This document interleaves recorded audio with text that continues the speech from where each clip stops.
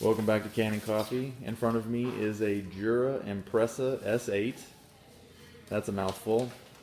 Anyhow, this machine was brought in because when you hit the power button and try to make coffee, it would produce Malfunction 8, which usually means that the brew group on the inside can't get to where it wants to go or produce coffee in the way it wants to.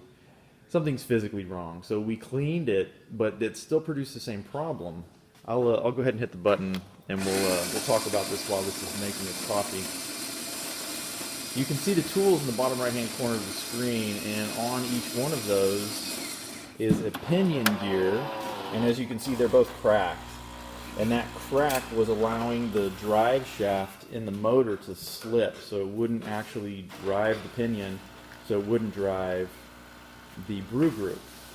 And that was why it was producing that malfunction. So once we found that, we just replaced the actual pinion gear, and this thing's making good coffee again. Plus we cleaned it, so it's making really good coffee. So give us a thumbs up if you like the video, and subscribe to the channel for more just like it. Thanks for watching.